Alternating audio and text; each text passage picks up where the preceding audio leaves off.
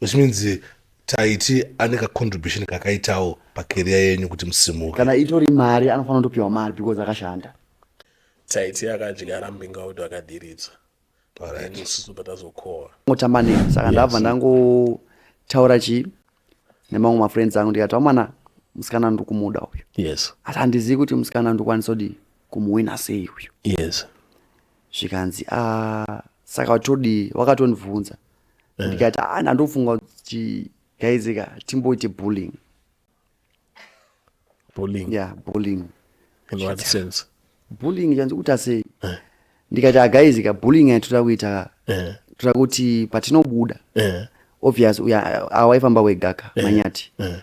Imi moenda munoataka chi munhu. Ini ndichabuda une pachigwenzi because manyati wanga singazivi kuti ini ndotambana chi awa. Titanga tisingazivani. Mwazvona manje. Ndobuda pachigwenzi ndotange ndokumurwira so. Andika then imi mubva mato dividi chechi andika then ndosanchitara. Kila zvangoita. Obviously metika zvakaita sekuti mimi muri kuti Taiti atora monetization yenyu. Zvinova zvinhu zvakafungwa nemunhu wese from matauriro amaita. Munokwanisa here kuapologize kuna Taiti kuti nipepeka zvakaitika zvazviya. Taiti kana ndakafunga kuti ndiwe, I'm very sorry publicly. Nyaya yemutaura iyi. Apologize how? Kungoti I think Pepe mdara apologize like sorry Taiti. Sorry Taiti pane zvakaitika Pepe. Apa vanisana like kusvika ndazoona chokwadi. Ndopa ndazo apologize. And now I'm still checking kuti chichakaita ndi. Pagugu ndoramba ndiripo. Kuti ndinyatsoona kuti chichakanyatsokuitika kutora nzvimbo. The investigations are still going on. Asi ndikaona ndikaona ndanga ndiri wrong. Chokwadi ndinotokumbira regerero. No. Nyangwe ndikasazoregerwa hangu. Mwari wanenge watongonzwa kuti wanenge watoziva kuti ndadi book kana ndakamboiswa red ndaiswa blue. This is a real nigga. This one. In the sense of and that's why I say hypocrisy. Kana usati wadi chokwadi chakwadi. Kana usati wanyazopora. Usanje bezwe kuti watokapora. Sorry. Nyati varamba ku apologize because avasatwa chokwadi. In my investigation achiri kuita achiri kuenda kuti ziye kuti zvinhu zvakambonyatsoitika papa. Because ndichikura I was very blind. Even kuchikoro ndanga ndisingagoni zvazvia. Sign life yangu ndaisatira like kuti like blind ndekuti andoni chinhu handizivi chinhu right ndikuona zero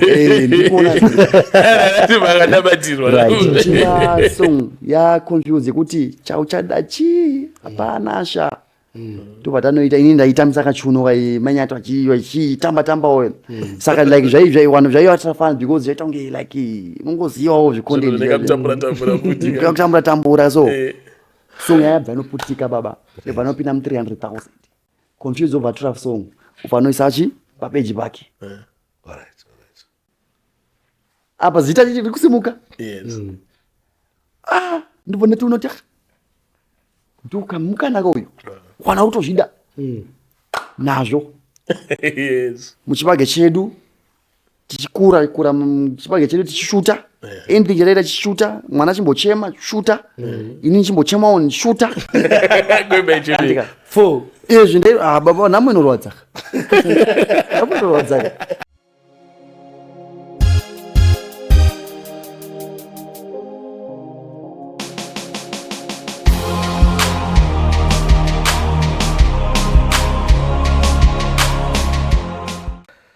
Right, wagwan.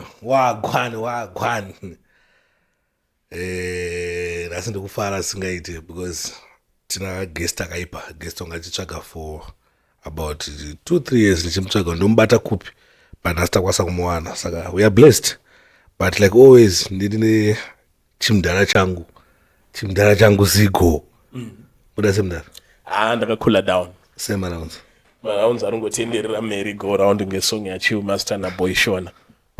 Alright. Anonzi boy father siku. I'm okay. Last time takasanga taita chizve.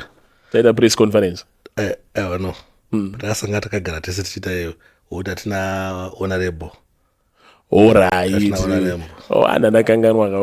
were dealing with the strong stuff. Tantina Honorable Richard Changirai, member of Parliament for Norton constituency. So just to show diversity of platform, both platform and everyone is welcome. But also phonera, nema singa phonere. Yasana nema platform ana Deni or ana nonzani. Mazita. No, these uncensored. Doesn't matter. Panapanoya munu ese. Panoya from politicians. Pastors, Evangelist Marufu, Evangelist Muparinga, Passion Java, Amen. Musicians, upcoming and uncoming, Vakapera, Vakadona, when the Pamsurupe Vakadona, and the Panoya, my most followed Right. people in Zimbabwe. And today, we have got one of the most followed. And that is like 4. Ladies and gentlemen, we introduce to you who? Nyata amdara. My followers are right now. That's Tina Nyati. Yes. And I'm very happy. Mdara Nyati muze. Pozve kuti zviri seyazvo. I say Maraunza. Maraunza pozve kuti. Now when I have a picture of him, there she's Nyati wakutanga Asha. Asha Raymond. Ustetwe. Alright. Asha muimbiwa. Mela tsangira. Nyati. Griurenye. Inachirawo. Kare ngasotwa. Ndingangoti mabrush anoita vhudzi rangu. Yes. Ndo anoita kuti paite unge Ozoda kuti anzi mudhara mazuva makayasobuda uhendisamo vese zvokuti akutotyira mainyati kuona ngowasiya vakatotsvaga vamwe mainyati. How long do you take muchiriro wagriwa? Ndofunga ndani 1 month so. 1 month? Yeah, ndani 1 month. Ndine ndingini umwe mushonga wandoshandisa. Kungoisa mvudzi ndongoti ndikauisa apa ndodaisa. Exactly. Yeah. No, homo mdara ini nangu andidi yangu amwarume bada amukuluka handsome. Atidiri kuti timention mazita because no free promo. Ndinoona ngezvine mari. Apa mdara woti takazwa matongo komenda murume zvotange waisiya. Ini mdara ndikude yangu bada mdara muri handsome. Nzwayo bada. Amukazotyaka kuti munozorova kona PDD. No, I did it straight. But you are looking nice. Legamuzonzi Asha. And mari ngubvuma kamda. Ndapari ndiyakatara ndaya kuti manje marovera amukuita smart machirina makuita mazuva ano. Takutyira mainyati kuti mugona kuzongo siya mainyati makutsvaga tumwe toti muinbox venyu mumu. I think it was zvife zvakaitika. Yes.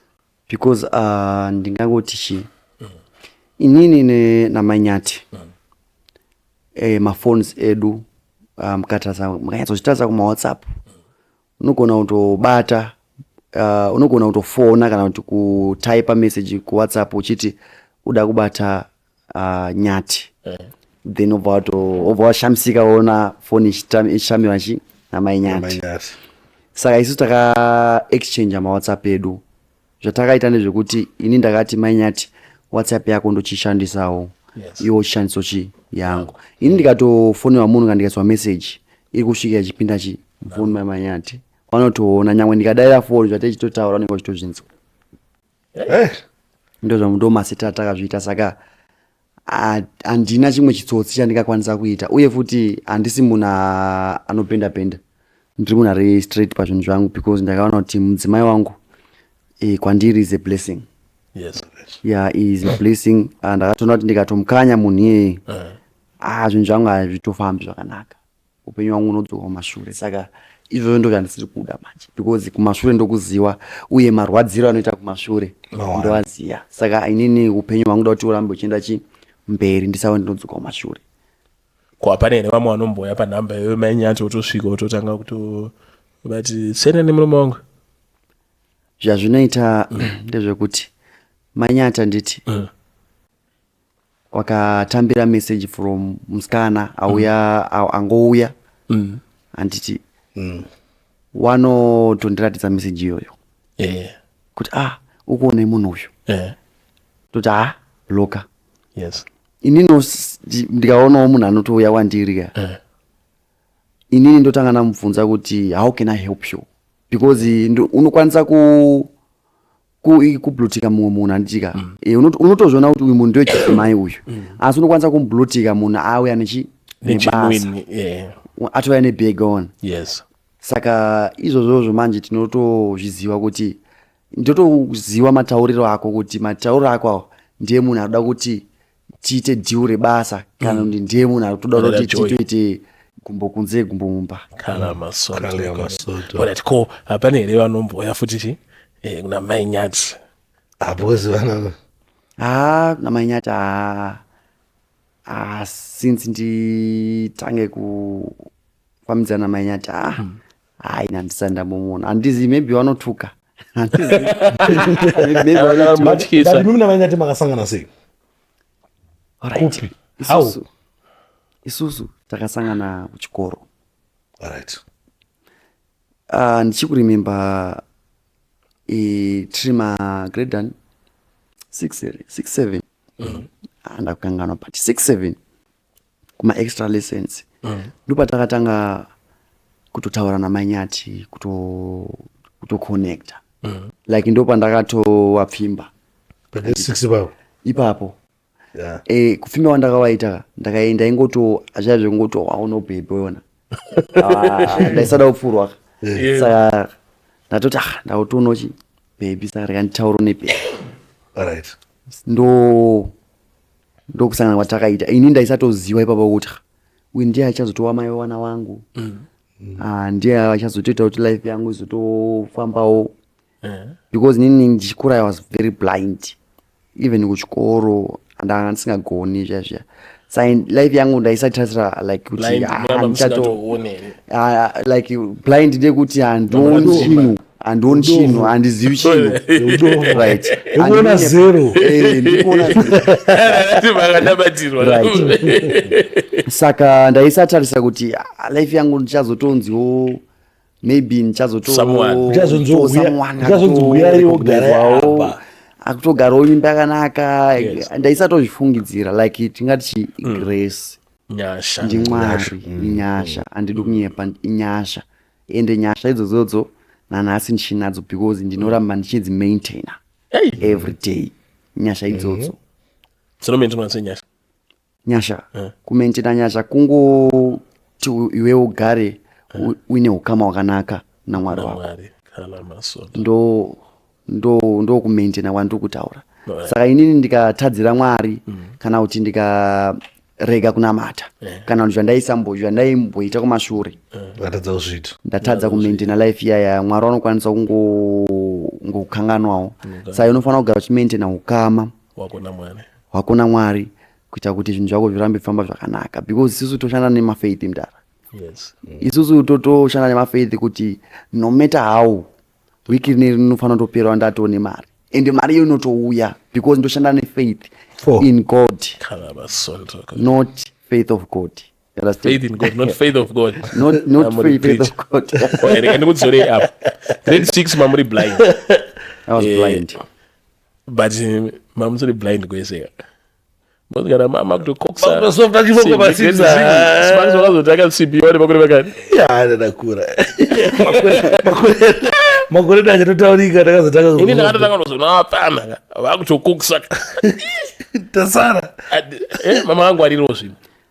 Ya unoziva grade 6 ya ningo watu wakutofila to hazvinoitika zvangosika zvakadaro zvinhu zvazvo zviriko saka makabva masofta chimoko pachate kudai ndopandasota chakatombondinetsa chimoko I still remember kuti ndakange ndine shamwari dzangu dzandaifamba nadzo tobva apa tatobuda kuchikoro apa takutoenda kumba padeni ndobva ndakatosvika ndobva ona chimoko chikuti chikutoroka someone pachigojo paya because manyati kubva kare waitongoita zvekuruka ende vanozvikona isingaiti. Saka ini ndakabva ndakanyara ndakutaura chokwadi. Pandakatomuona ndakafila sekuti munhu uyu ndikunzwa shuga pane munhu uyu but kuti nditaure naye zvaityisa ndaitotya. Saka ndakabva ndatuma one of the friend yangu ubva notaura ubva ashauta chichi sena ineni chichi unongoziva zvinoita magrade 6 uchi wow tine dzungu like sena ineni ndonotora mama wangu chichichi ndaimunzwa angu achitaura. Saka ndino witnessa then ndobva ndatuma mumwe futi because uyu akadzoka achiti zvaramba akutontaura zvekuda kutaura namama wangu kutaura nabamumini wangu ndobva ndakabva ndabva ndati ayo chienda changononzamia because hangu ndikutomuda handisokwanisa kutoenda kumba munhu uyu ndisina kutotaura naye. Ndopakaenda aenda ubva anotaura nemunhu uya unoziva kuti angosvika achingorafurwa the same.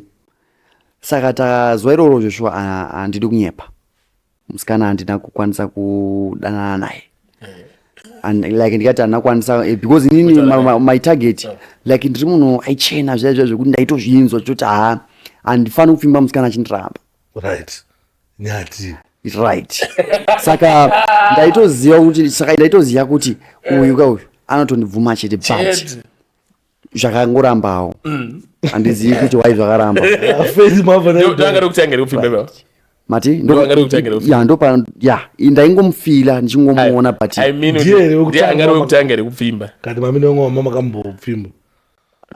ndingati ngatingoti zvimwe zvavo zvemahumbo mudara aiwa zvai zvingodanana zvekumahumbo zvekuti ndima ndimbaba zvatopera. Saka ndiwo makatanga ukazopfimba makuti mada kuti like ndiye musikana ndakanyatsotaura naye zvekutoti ndakanyatsopererawo nemwoyo wangu. Saka zvadaro takabva tati rimwe zuva manje because angatondiramba ende ndanga ndato nemarambiro akaita manje ndanga ndisina hope dzekuti ndingaenda mberi. Kundiramba kwakaita matukire aita wanhu achinda unokutaura chichi ini ndakangofila sekuti maybe yake asati akuda kuita zvemarelationships izvi. Saka ndakati rimwe zuva ndobva ndaronga baba unoziva zvakaita kunge chidrama. I think nyaya indogara ndichitaura pamainterviews mazhinji andobvopinda but vanobva vasati vaiona because paramba ndo vanonyatsoonekwa nemunhu wese.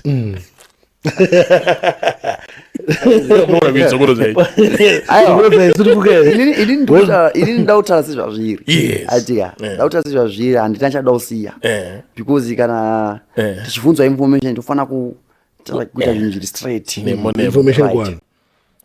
Ndingati chii ndakabva ndanotaura nerimwe timu rangu rimwewo risiri iri rakakoniwa kairi because ndaiva nemashamwari akawanda because handiri munhu aingochena like vanhu vaifara ngotamba neni. Saka ndabva ndangotaura nemamwe mafriends angu ndikati wamana musikana ndikumuda uyu asi handizivi kuti musikana ndikwanisa kuti kumuwina sei uyu zvikanzi saka wakatondibvunza ndikati ndandofunga kuti gaizika timboite bullying. Bullying in what sense? Bullying chanzi kuita sei ndikati gaizika bullying yatoda kuita toda kuti patinobuda obvious awaifamba wegaka manyati imi moenda munoataka munhu ini ndichabudiwo nepachigwenzi because manyati wanga asingazivi kuti ini ndotambana neawa tanga tisingazivani mazvona manje ndobuda pachigwenzi ndoita kunge ndikumurwira so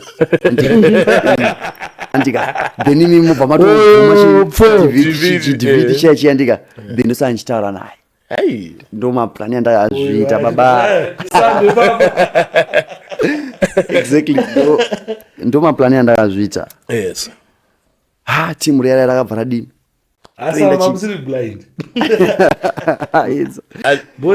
chaitoitika pfungwa dzavo vainyatsodzitora wodzisa ku one side kuti dzikufana kushanda kumastermind saka chikoro wanga usingangode zvavo ya chikoro achairamba acho. yes Saka ndopa takati tafamba tabuda tafamba tafura magamu taenda tafura maheji takunosvika pakachigoto. Saka iyo ndakangoti because iye aifamba ari kumberi isu taifamba tiri kumashure 3-3 netimu rangu unokanzeka andika vasvika pavhali exactly ndo timba ndakati timu chidi chiendai indobva ndandomhanya ndobva ndapinda nemagwe ndobva ndandomhanya kuenda mberi cheko kumberi kwawo wese avo bva vatosvika vabva vatanga muita utsinye vachimukumura heta vachirasa vachikanda pasi chichi gaizika I think apa manyato achatondiregerawo because awongu ndaingomuda ndika yawa love andikuti ya iyo ndakutongozvifumura but yaingowawo love munhu andaitongodawo apa zvinhu zvikuitika tiri magrade 7 ngaizvo magrade 7 kai saka timu rakanosvika zvishuwa ukabva nodi vanomudaro ini ndobva ndakabva ndanobudikira ndobva kuti muita sei ndobva ndatosvika ndobva nditange ndikutorowa shosho kutanga ndikutorowa shosho timu robva ratobvuma defeat timu robva ratotiza ndobva ndakatotanga ndotana nemwana ndobva ndati asha usazofamba wega like ndakutonyepera kuzungaizungira famba wega kunoku chii zvikuitika uzvona manje andi auna mashamwari here andika zvikanzi ndinawo but nhasi ndakasika kubuda kuchikoro alright ndobva ndati asora kosha ini ndatozozvionochi ndiri uku pane zvikutoitika ani anotoziva ndiwe andika ndopakati waita basa datonowamhangarira ndobva ndati aiwa zveshuwa unokwanisa unowamhangarira because handizivi munokuetana here handitombwazivo ndiye atotodaro ndikati it's okay. Saka ona wangu ini nangu ndinokuda sha handizivi ndoitsanangura sei ndaingoti dai wangu ndinzwawo dai zvaingonzo mwoyo unovhurwa yemunhu waitongozoona kuti sha ndokuda ndindaitodi ndaitodaro for munyaya ende handizivi zvakaitika semirako here kana kuti chii chakaitika because yakabva angoti ndozokuudza nchamunofunga ndishuwa here ndakabva ndafara nzabo ndikati paripo ndibva ndatodzokera ndakutodzoka nekune timu timu maspaka tsoro yangu inenge yabuda bhopu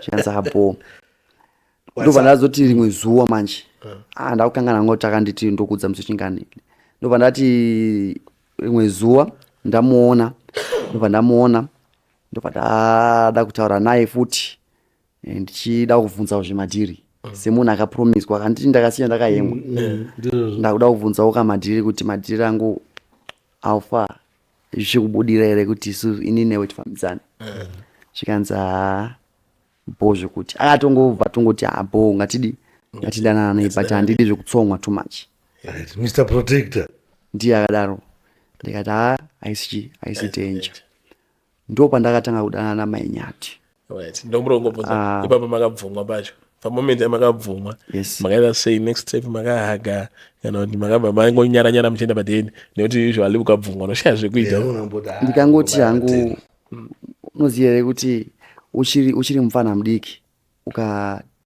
ukapfimba musikana nditi musikana ye zvinonetsa kuti conversation ende kuri unopererwa nemashoko zvakare fiye kumuguma kudaiso kumuguma kudaiso baba zvinotora nguva saka ini ndakatora nguva ndisina kana kumbomuguma nekuti ndaitya handi kuti ndaisada but ndaitya ndaikwata because like nguva yatakatora isu takatora vachi ndofunga takatora kana month chaivo tisatamboguma taingofamba tese taingoti akabuda chikoro ndomutera takutangofamba tese tonoparadzana akuti kumba kwawo ndakuti kumba kwedu ndomararamo yataingoita makiseni saka takatangorarama kalife kake kuti takunyatsodanana zvekuti taitofonerana aitondifonera nekamudzi kake kaitewo kuti baby uya ndakubuda makore Tutosangana. ngato nema-IT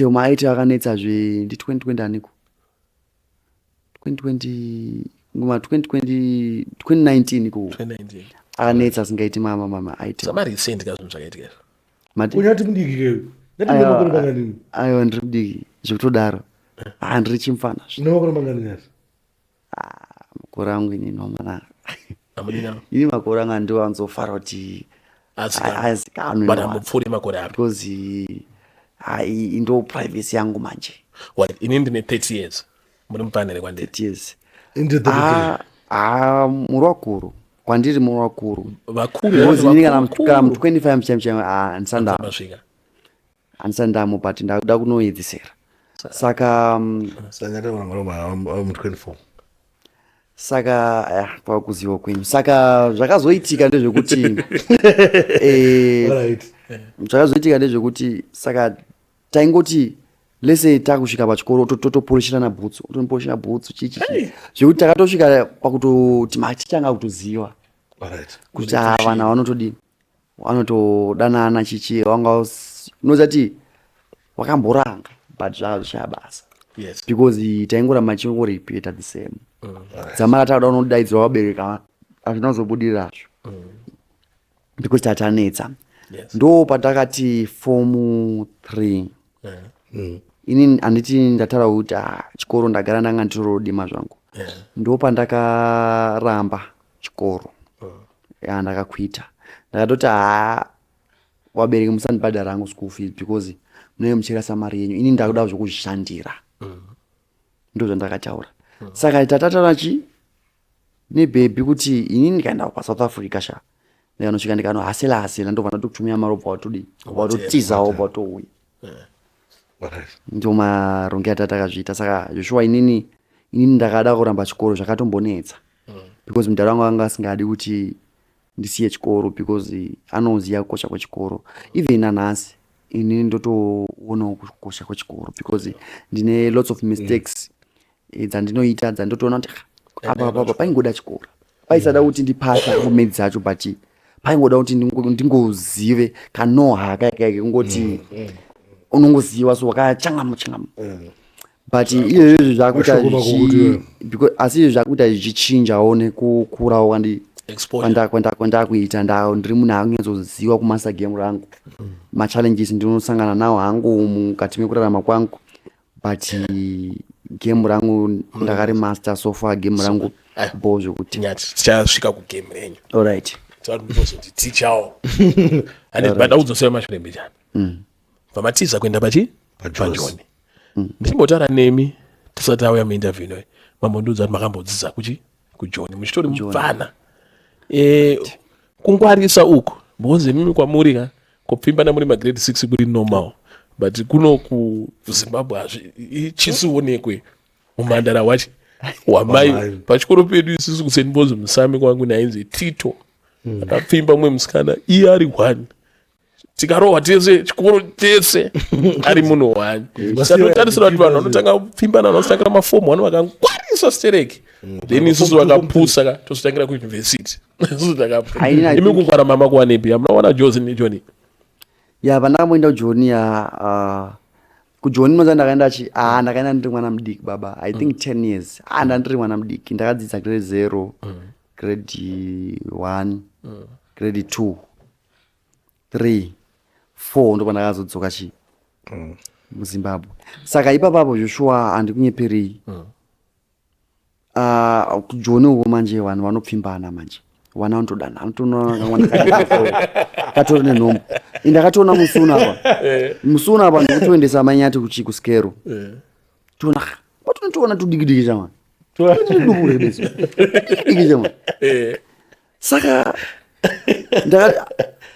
handisi kuti hangu riri kuda kudzikisira hangu south africa but zvikungoitwa ikoko shamwa zvatova pane rimwe level zvatova pane rimwe level handisi kuda kudzikisira zvangu but zvatova pane rimwe level because chinhu chinonzi rudo kusouth africa ndokumusha kwacho like mjolo south africa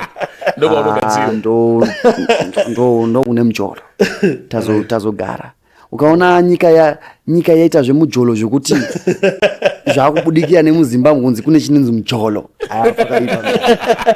mumasongs evanhu mujolo imimi nyati ndobanduti sati kakungwara kwenyu kanga spill over kipajosa anditi right then imimi bva maramba chikoro muri form there muchiti mada kubaya pajosa pama muri mupana hamusere makararama muchifunga futi joni zvekuti kana chikoro mamusiramba maifunga joni zvese maifunga maifunga rudo chandinoona like mukati melife ka azvimwe zvinhu amwari anongozvibatanidzawo zvavo sometimes unenge wangoda munhu even wari munomu wacho ukatoona nyange mukapfimba namunhu unenge watongoda munhu because variko wanenge wachidanana wakazotororana watone ma 10 years wakasototanga kare like zvazvo ndikangoti muti unenge wangomerawo pawada saka makaita nguva yakareba sei muchidana kusvika pamakazororana naManyati pamakazoti makugara mese plan yekutenda Jose yakazobudirira izvi zvakaitika tatanga 2019 20 21 22 23 no 20 21 22 ini ndakadana 4 years naManyati right then ndobva ndazoarora ndakadana 4 years kubva patakatanga kudi right I know because ini handiti ndakakudza ndakazokuita chikoro form 3 then ndobva ndazoarora saka zvimwe zvandakuita nchikangano andakazokuita chikoro form 3 ndobva ndaenda kuJoni ndopa ndakazoarora ipapo wabva watera Joni saka yanga ndandiri pa 4 years ndadana nawo because kubva grade 7 form 1 form 2 form 3 alright ndopa ndakazo muchisvika Joni zvakasvika fire like tikura makasiyachi muchida unotsvaga basa pandakasvika Joni inini vabereki vangu ndovatenda nhasi ndovatenda vanondida nemwoyo wavo but ende mubereki anombokuchengeta nditi but anosvikawo panguva yekuti zvatomuomerawo ndo zvakanoitika baba takazosvika pakuzonoomera nelife apa mwana apo rendi chaichayo mumukuku imomo haichakwanisi kubhadharika because inini ndichipinda muSouth Africa maibhatirwa mari mukuku 500 rand is $25 inini ndichinga let me tell you my story yanisana disclose zvangu inini pandakarora naManyati handiti takagarisana ndofunga zvemwedzi Manyati wanga watoona nemasymptoms because inini I still remember kuti Manyati ndakatanga kugara nawo kanti wakasvika muSouth Africa musi wa 14 June 2022 right ndopa takatanga kugara tese ipapapo ndaishandawo basa rangu redaka boy ndopa ndakatanga mixa madhira angu ndichingowakawo taingodzidzirawo ndichitogadzirawo ka1000 rand kangu pawiki saka zvinhu zvekuti mabasa aya akanosvika pakunonguva yekunetsa handitika zvekutoshayikwa ipapapo ndipo pandakabuda pabasa iroro because ranga risingachabatiki apa ndine mukadzi mwana anga asati apo ndipo ndakatanga kuita zvekutengesa hembe saka matengesa anoita hembe kuSouth Africa ndeyekuti unotengesa hembe zvechikwereti zviya then wokolekta mari yako kupera kwemwedzi ndo mashandiro azvinotoitwa saka ndakasvika challenge yekuti ndaiwa mwana mudiki saka ndaingowawo ndi munhu anongovharwawo sometimes ichita losi zvona manje waitoshakana mari yerendi chaiyo ndobva ndakabva ndatunosiya futi ndaona kuti hazvisi kubuda ndobva ndatanga kugadzira biltong ndakangopindawo paGoogle kwakusecha kuti biltong inogadzirwa sei dry racho inogadzirwa sei ndobva ndatenga zvinhu zvangu zvese zvaidiwa ndanga ndinako kamari kacho because ndaitowana dream yekutoti biltong ikatoita ndotoita kambani ndo yaitova dream yangu ndisingatozivi ndikuronga dondo ndo pandakabva ndatanga kutotengesa biltong yaya zveshuwa biltong ndaigona kuibika ende ndaitengesa mumabhawa muyamina vanhu vaitoifarira because inenge ine kamhiripiri too much ndikasauti kaikasa munhu anenge ambonwa anenge achida kuti kuseredzera nebiltong iyoyo. Saka biltong yakazonondita challenge yekuti kwandaihodha nyama yacho baba rambsteak yacho yanga yakudhura. Handikunyeperi, yanga yakudhura zvekuti waigona kuti pa 1000 rand unoita profit kana 200 rand kana 100 rand. Saka 100 rand profit ndoizerwi imari shoma shoma hapana mari ba. Ndo pandakabva ndasiya futi because ndakatomanikidzwa kuti siya nana Muchembere because yangaona kuti mari ikupera ikoko. Ndobva apa zvinhu zvikuita zvioma handi kuti zvikumboita nani ba zvikutoedza kuoma rendi chikwere chikuwanda. Ndopatakatoti amai mwana hapana plan. Ndopatatanga kuramba mustreet like zvazva zvekuti takutanga kutotengesa mafiriziti mustreet. Ndakabata kapeki kangu andika ice guava anonzi my ice guava anonzi my cool time chichaya zveshuwa ipapapo manje mwana angapo andika apa ndatara nhoroondo yangu pachizowa nemimba kusvika mwana apo kadiki no angasati apo ndarakuseyo mudara. Alright, saka taitengesa mafiriziti zveshuwa tengesa mafiriziti tengesa maice guava saka imwe challenge futi takabva tanoona kuti maice guava yawo waishanda 5 days kuti usanganise mari yeupfu. Ndopanazonobarwa mwana abarwa ndakutengesa ndega mafiriziti apa taimbobatsiranaka zvirekuti kutoshanda kwatokushoma kwatoderera because kana inini ndaitengesa day rese ndichigadzira 100 rand iyo tengesa day rese uchigadzira 100 rand ya 200 rand asi instead of 200 rand ya 100 rand uya pane mumwe asisipo ba ndomamira zvakaita. Saka life yakanooma zvokuti taitobatsirwa nevanhu vemurodi vachiona pane kamwana because kamwana kakazotanga kubuda after 2 weeks tikatopinda nako mafiriziti street. Ndichazokutadzai mamwe tapedza pana mamwe mafotos tiri mustreet mafirst videos angu ndaitotora because ini ndaingoona kadream kaikuti handizivi chii mwari wakambondii director sei kusocial media baba. Saka chiteka ndipedza apa ndipinde ipapo zvadaro ndopatakabva tiri kutengesa mafiriziti edu. Umwe mai wamboti tidaidza zvikanzi ndine shamwari yangu ida kuitirwa basa but wari kuti havadi kuti uye nemwana apa mwana baba ane 2 weeks. Tikati zvikwanisiki then taingoitawo zvekungoti shamwari titongotiwo by luck tikangoona aitibatsira kugeza mawindo. Pane umwe mai watakatosvika chiti tikumbira kugeza mawindo chiona kuti vanhu zvisvo vakapera vanhu vari kutambudzika apa mawindo akatosviba nozati akatotirambira ibvai pano ndara zvinosirisa nekuchemedza ndikatozvifunga because life yangu was not like perfect. Life yaitorwadza ndine mhuri zvinhu zvakaoma wabereka wasina mabasa angandiita because iwo zvakatoaomerawo. Vabereka vangu vari kupi? Wanga uri kuku South Africa vaitogarawo mukuku. Saka zvanodaro inini ndingori munhu aingoitawo zvetiktok. Inini ndakatanga kutiktok ende tiktok iyi handi kuti ndaiita tiktok like yemuZimbabwe munomu no ndaita tiktok yemuSouth Africa. Ndine mamwe maactors emuSouth Africa akamboita mbiri kare wainzi wana Maziputu so uya Maziputu handifunga unongamuziya mumwe mufesi so anga ine mazina akadai aiita kunge chizungairwa so aipfeka nemaglazi so aita kunge aiwa neproblem yekunyatsoona so.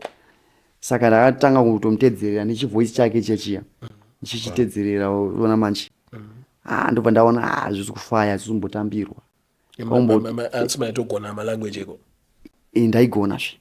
Ndopandakabva ndatanga kutoshanda netumwe twapfana muraini kwautanga toactisa tumadhirama ndichiedita ndobva ndatoona zvekutomboita 100 likes wo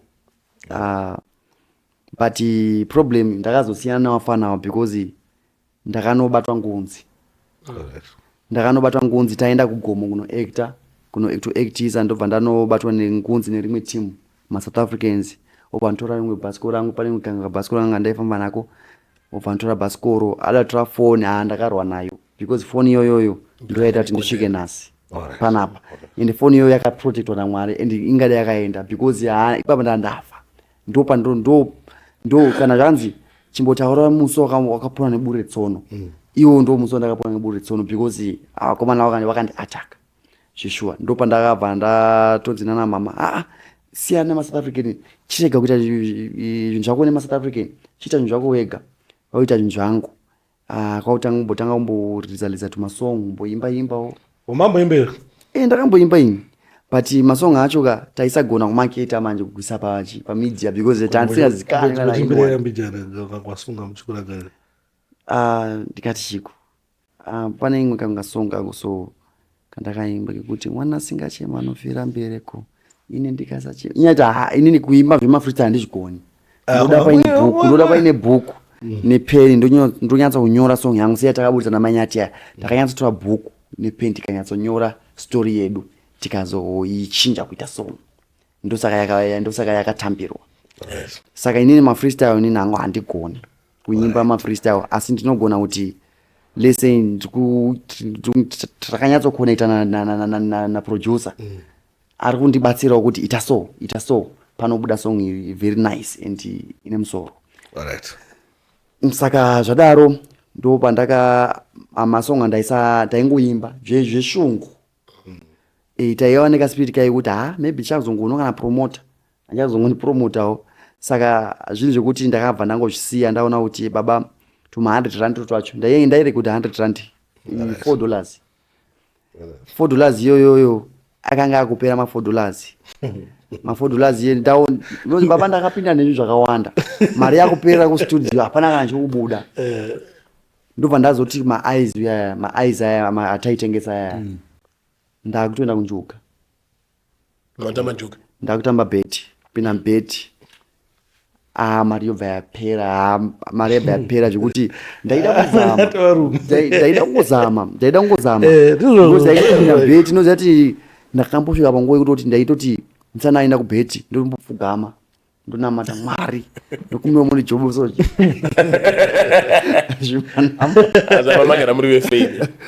zvimanhamba inini chinhu chandaida win ndaisada lose zvikaramba baba nhamo bva yatanga kurowa because takasvika panguva yekuti kuenda kutoyaza chaiko green egg ega mavheji zvitairima mavheji susu ndairima pateni mavheji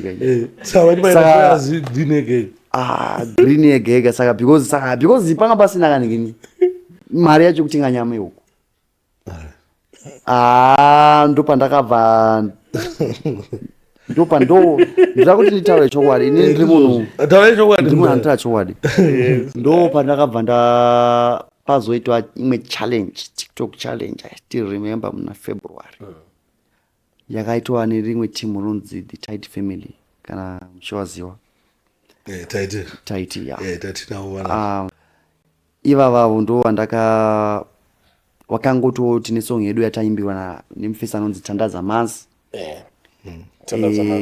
song yaitopisa and isusu kana uri munhu mudoko like ukatonzwa postuko paplatform uri munhu mukuru unofara saka nenhamo yedu takabva tangoti manya ndingatizama ipapo ndatakuchinamata ndandasiya zvese zvakanchokugachichi zvese ipapo ndandakuconcentrata neupenyu because zvazotonyanya kuoma manje because rendi ndatone chinguwa ndisingachatobhadhari masitenda akutongonzwisisawo because ndiri munhu anga aingotongotongonzwisisawo utoona kuti hapana andika zvisinaya zvekuti mukuku wacho wainaya pamusoro nepadzasi zvese but aitongoshingira because panga pasina any movement kubva mukuku imomo ndatom street. Saka ndo zvakaitika. Saka challenge yaye yatakabva taita challenge yedu pakuitika vanhu vari kuona vanozoti vanhu vari kuseka ka bashorwa nyaya inonzwisa tsitsi tsumo inonzi kuseka nhamo ngerichi ngerugare kuseka nhamo taachokupai mukana ndatsanangurini vamaita challenge vataita challenge handiti tobva tanowina challenge iya ndopa ndakatotangaona kuti maybe nechi portion yao saka indakangonoudza mai ndikati mai nyati this one is the opportunity and I want to use this opportunity to grow because ndakabva kare ndichiita nezvemasouth africans zvichiramba but I want to use this opportunity to grow tawina ngapa saka isusu tinongotora mascreenshot chiti tisawa tawina tisawa because I still remember kuti video redu rakangowina riri 50,000 views chiti 50,000 views baba da kunyatsokudza inini ndiri kunyatsonzwa kunakirwa ndichitaura nyaya iyi uzoti oyo pfo saka takabva tazonzi mafinal ichi asvika takabva tanzi kapo chi ndoyawina mari ichingobuda e-wallet yedu ichingobuda ka 1,500 kedu chinhu chekutanga takati baby handi muKFC timbonotya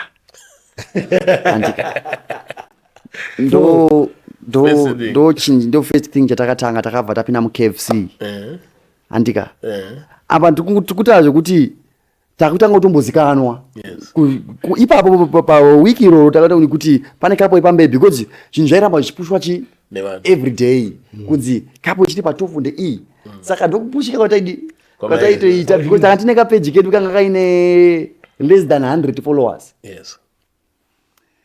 ndo patakabva ndakatenga ka ring light kangu kadiki so zvimwe zvima microphone zvangu zvikuconnecta exactly hatunyatsonzwika kuti microphone unonzwika nekure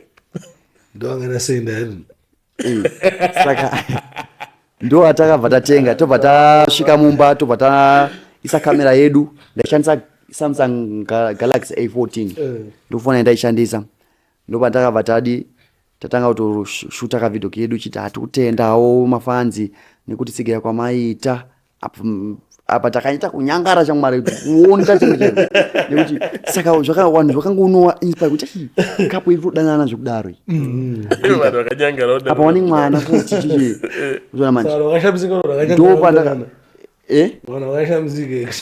wanashamzika kuti because tatakanyonga kuti uzona manje ndo patakabva tatoposta chividhio rere yachi tichitika KFC kuTikTok baba video tanga ndo pakawamba fame yedu video rakabva ranoputika kunopinda mu 3 million views kuTikTok apa TikTok is less than 1,000 followers ku 3 million views ndobva tanoita kuti challenge yedu takanyangara kudaro mukuku imomo tichimba song ya confuse yekuti chauchada chi hapana asha ndobva tanoita ini ndaitambisa kachuno manyatu achitamba oil saka like zvaizvai vanhu zvaivatafana because zvaita kunge like mungozivawo zvikondekutambura tambura so song yayabva inoputika baba yabva inopinda mu 300,000 confuse obva tora song obva anoisa chi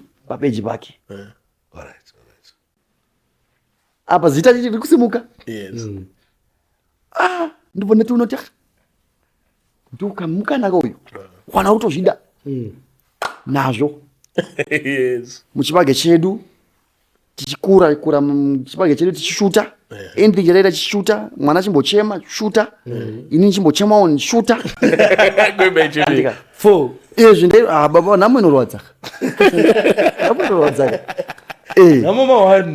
nhamo inorwadza ndo patakabva tawana one of the guy akangotumwaona Mwari anonzi Mpingarudo TV ndiye munhu akabva auya iyeye obva ati guys taonawo kapo iri kutambudzika tokumbirawo kuti mubva followawo endai munoonawo zvavanoita baba zvakabata Zimbabwe yes izvozvo nelife yatairarama baba anoenda ndakamboita imwe traffic yakatyisa because per week ndanapa vamu 1000 followers ndanapinda 100,000 per week kutaura chokwadi zvadaro damukubvunza saka munoti chakakusimudzai chakati zvinhu zvitange ndiMbingaudho TV kana kuti nditaiti apa ndingangoti kuna taiti takazikanwa hedu pati noti zvokuti takabva tato because iye aingoti kapo ndo yawina ine page but aisatega kuti silinkirawo iri endai mumafollowa kana sei alright because akatombomisana live ikazoramba zvayo achida kuita live nesu paFacebook pedu zvikaramba kanza tabatikana chine magetsi chichi kanza tikati abo saka ndikangoti aisashare link uyu akanoshare link Mbingaudho TV ndiye munhu akatisimudza ende wese wakatisimudza but uyu kauyu akazotibvisawo kubva pa1000 ipapo kupinda 100 because takauya kwataiti tanga tisina kana 1000 dzaita tisitorina tachiwana changotanga taitoita mavidheos but hapana kana aizviona right saka apa tatombopindawo pamhepo which means taiti ane kacontribution kakaitawo pacareer yenyu kuti musimuke kana itori mari anofanira kutopiwa mari because akashanda taiti akadyara Mbingaudho akadiridza alright isusu patazokohwa saka mafambiro azvakazoita ndeyekuti tapinda 100,000 takabva Mbingaudho airamba achitipusha each and every step chaaisada kuzikanwa aitaitota mucomment section handizii nhamba yeMbingaudho TV handiziti Mbingaudho TV ndisekuru ndimbuya mukomana musikana murume namukadzi handizii alright and munhu handisingatozivi nini ndakabatwa ndakabatwa nemunhu handisingazivi saka ndotongoti ndimwari wangu but ndikakudza kuti Mbingaudho TV ndiani munogona kushandisika I think I'm interested kuti muzivi asi handimuzivi Mbingaudho TV handikudzi yangu zita kuti ndiani but mumwe wavo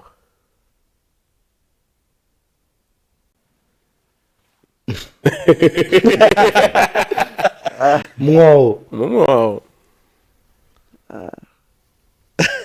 uri saka sana actually let me tell you Kundai Chitima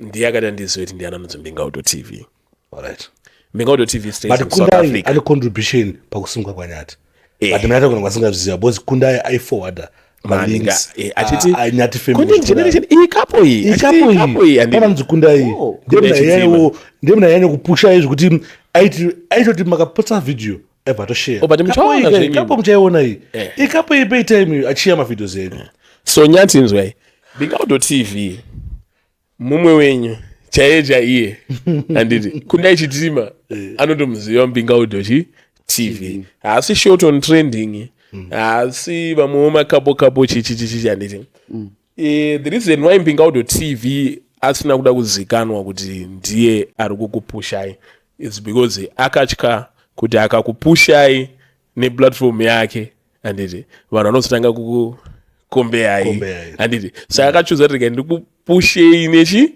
nerimwe platform achienda nemi ndokunange ndiri wrong hangu but information iyi ndakaiudzwa kare zvokuti munhu akadyara kunangari akadiridza ahewa akadyara asi akadiridza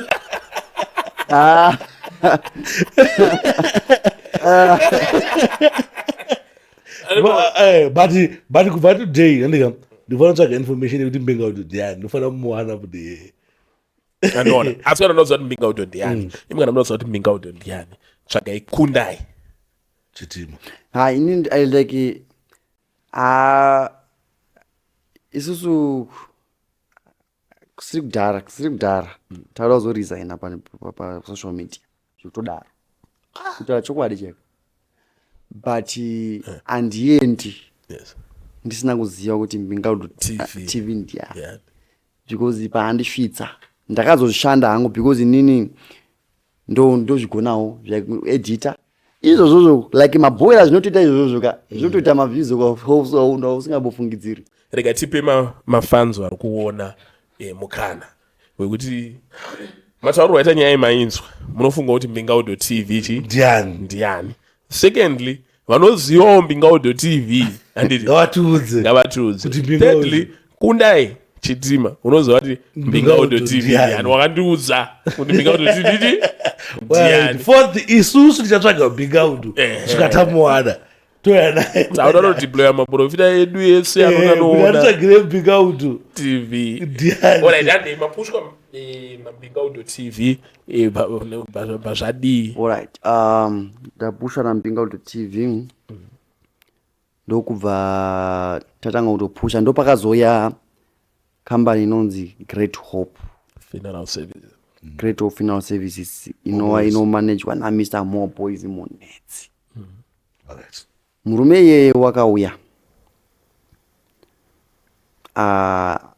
akaona situation yange iri paground because ndiye munhu akanyatsaona life yatairarama because anga ari paground noti social media because social media ndogona kungofeka ndonyepa kuti ndikutambudzika inini ndichiziva kuti ndikapedza kushuta ndiri pamukuru pangu ndoenda hangu kumanshani kwangu. Saka akanyatsoona kuti ndomba maunogara tikaita our first live yakanoita about 50,000 Facebook stars. Ndakaiona. Right. Wana wakacontributa kuti dai kapo yakwanisa kuwana business chekubata because handisina monetization ipapo. Ikwanisa kurarama life nani because vanhu zvaingowabatawo like mararami ataita. Andika. Chimwe chinandotara ndechekuti hongu tingati vanhu vaibatwa nemararami ataita but hapana munhu anokwanisa kugurowa asingagoni kupusha maworks. Inini baba ndinopusha maworks handikunyeperi. Inini ndinopusha maworks zvekuti ndinoposta zvinhu inini ndinowanzoposta zvinhu zviri opposite is that I am pasocial media. Ndinofara kuposta zvinhu zvine kakusekesa mukati zvokuti unoonekwa semunhu asina kukwana. Ndo the way yandakaona kuti inogona kundisumudza. Andika. Saka what you see on social media nyatwa munoziva pa social media handi nyatwa mukutoona panapa. But nyati simbokudzosai zvineka kusekesa ka yanga content creation muchienda pekutanga nditi tingatanga iri reality lifestyle. That was I still remember ka mina itimbo confess ati reururi. I still remember Sparks ati content ndakuita ngoti ndingobata ufone ati ndinanga mukadzi wangu nasitambobika but nasitodana na baby one of bonds what that was real. And nasi totozviita but takuitawo tichizviita zvishoma plus izvi zvimane big ka mukati ndinangu nemukadzi wangu tikudya muruoko mamazi driver Toyota limited edition yedu plus ndakapfeka mucheka tarisai munonzi naona makutidadira ya ndizvozvo. But tipa content creation babo muchiri papo mudaro vanhu vaiti nyati family aite zvinonyadzisa akasiyana nataiti anataita nonyadzira but isusu tine mamwe mavhideo takazoonawo mamwe acho ekuti takaona kuti apa nyati wakuita zvinhu zviri nota ipate nyati wakuita raw nyati apa wapinda ega chii pamakatanga kuita imimi maita zvida here muchiita vano izvi pasteji yatiri inoi tichiri kumbodaiwo ndinga chikiita zoita tumari tozozviitawo amanangotiradza tozvigona kana vanatadza kuti tongozvigonawo chii chakaita kuti muzoite content. Let me tell you haini ndiri munhu anofamba muchokwadi. You see tiri pasocial media pane nguva yaunoona kuti now my engagement is very low. Hapana kana mari.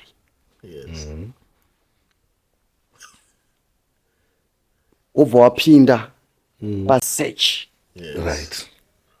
paGoogle, paTikTok, Instagram, YouTube, ona Uchitanga kuti kugasa matrends acho ndekuti mukadzi anenge achicheredza mvura, murume unodi onomutora paine glazi rewota, ozominisa mubedroom, odzoka ona mvura haisati yazara. Ari kutrenda kaya. Yes. Rekatimboitewo. Ndomaitira aitaizviita. Isusu taingofambawo nematrends. Ende I still remember kuti video irororo randakaita izvozvo rakandipinza mu45 million views. Takaita izvozvo. Ava manje ndisina basa nevanhu manje kuti vanofungeya nemambogadzira engagement makumboruka mari apa unenge umbogadzira mari ndopaona uzobata mari yekureba ipapapo nezvinhu zvakadaro. Munoziva kuti mavlog aya taita aigona kugadzira kana $10 chete because aisatrenda kampinda kana million cheko.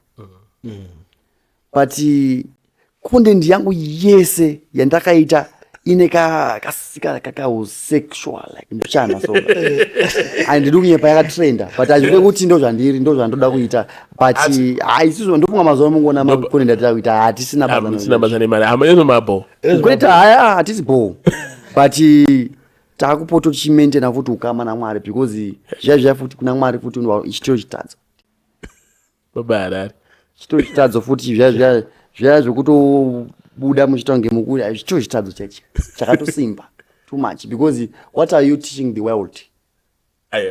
The world Satana anotuma iwewe kuti uite mabasa akaipa kuti uspread the bad attitude. Samu kutora kuzviita vari kutotumwa naSatana ndi ini ndakazvitarisa ka akwaitowa kutumwa naSatana because ndo zvakaendesa page rangu. Alright. Chichaitika papeji page rangu inini ka ndiri muvideo asinyati ndakasatira kuti peji yangu rakaenda sei awadzosera kumashure bijana nyati pamaiti mimi monetization yanga yatorwa imimi yanga yatorwa here pakambovhizitira ana taiti pepe monetization was gone. Yes. Asi understanding dzenyu imimi munoti yakatorwa here mutauriro wacho ka yoita ngemonetization yanga iri mumba irichi paseri pedressing table ana taiti bvawapinda pawanga kubuda enda nemonetization yakanyatsorwa neskill yakatorwa sei monetization was gone. Zvakanonyatsoitika ka pakanopostwa content yakafanana handizivi kuti chii chakaitika ipapapa. I don't know chii chakaitika, handizvinzwisisa hangu kuti chii chakanyatsoitika because content yakanoti kunofanana ende madays acho Zuka aidambura aidambura necopyright. Saka inini ndikati handinyatsooziva handinyatsooziva kuti chii chakaitika asi monetization yakaenda. Impa makabudisa news idzi vanhu vakaona ngemune muri kunanga vamwe kuti mimi pakabuda ndika nyati vakava confused kuti man ndati nemonetization yangu ngeri panapa yaenda kopya ndika saka vakafunga kuti yetorwa nani naTaiti but in I think personally I think Taiti haana kutora monetization neunderstanding yedu tinayo zigo temacontent creators tine mabasic information yemashandanda zvinhu izvi Taiti haana kutora monetization ende kufananidza mavideos ende kufananidza mavideos akubvise futi manda because tagara vanhu anongomafananisaka chii chakaitika irwa nanyati saka chii chakaitika kuona kwenyu semaonero enyu chii chakaitika indoda kutozivawo inini chandofungidza kuti maybe chakaitika ndika takatarisa chimoziko no inini kuona chii ndakaramba inini kubhelievha kuti Taiti ane power rekutora monetization mutorere iwowo okunzwa maybe zvakangoitikawo Facebook inobakabaka iona kukisa pashadow ban iona kuita service tom kana coincidence chachayo yekuti tione chingobvawo panapa mudhara tosara isusu totanga kushaya edu kana chii Let me tell you something. Mina tiudzwe. Inini chanoda kutanga kutaura ndika. Inini like one like I love them too much. Ndoada Taiti and ndiri panapa andidi zvizonzi hanyata ainzi. Zvakashata. Zvakaitika paya ndika. Inini nangu ndiri kutaura muchokwadi. Panovhizwa monetization video rinenge rakonzesa unotoriona. Saka andiziwi hangu kuti because you see pandakangobvisa mavideo sacho ese yakabva yadzoka. You see, saka andisi kuti I am not blaming anyone kuti pane chakaitika ipapa because ini ndofamba muchokwadi andidi kunyepa. No, Nyatika. Now I'm just blaming anyone. But Pepe pakamboblame. Andifuni ndakablame bani. I still remember in Dishona. I was just crying kuti amana monetization yange yaenda wano ndo wakazongofunza kuti ndiri kublame anyone. I was just crying because life yange ndopa yange chakaoma apa ndopa tatabva ngoivhurirwa monetization yacho tatonika mari kedu karimo kubva kalokerwa mukati. I still remember muchitoti nzira muchitana muchiti vanhu vamwe ari nzira yekuwana neyo mari yatanoita kuti akuwanorarama. Exactly. Ndopa takazobudisa kakapoindi kaikuti upenyu hwangogumira pano. Uzona manje. Ndopa ndakazobudisa kuti upenyu hwangu hwagumira pano monetization yedu yatoro. But ona just like Gilbert Nyati. Inini Taiti andiri. Ndomu-respecta. And I don't think kuti anogona nge airwisa competition or something like that. But pane musetero unoita Facebook yako. Kuna na content ID, nana content match. Kwa Profit Makandiwe itoriko inonzi content match. Even Pastop TV yange itori nayo. Yekuti video rako kana rakada kufanana nerawo. Oro kana pane maparts video rawo ari muvideo mako. Uchingori posta nditi unovotorwa automatically. It's not like vanototi rega tinokurova. Unotongori kana waida se warova. Ndozvando believe kuti ndo zvakaitika bye. But paida manje kuchibudira nachokwadi kuti zvinofana zvaitika ndi izvi bose munese baba ingoti ndandimbozivo nini ndiri kutoshamisika. Kana nini handitori munyowani pasocial media handitozivo kuti chichakaitika.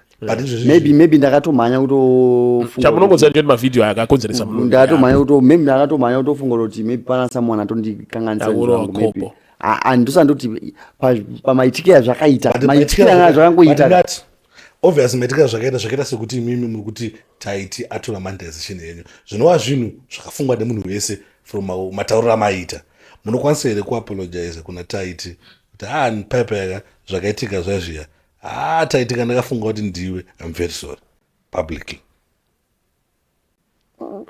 Nyaya yemutaura apologize how kungoti I think Pepe mdara apologize like sorry Taiti pane zvakaitika Pepe apa vanisada like kusvika ndazoona chokwadi ndopa ndazo apologize and now I'm still checking kuti chichakaita ndi paGoogle ndoramba ndiripo kuti ndinyatsoona kuti chii chakanyatsokuitika kutora nzvimbo.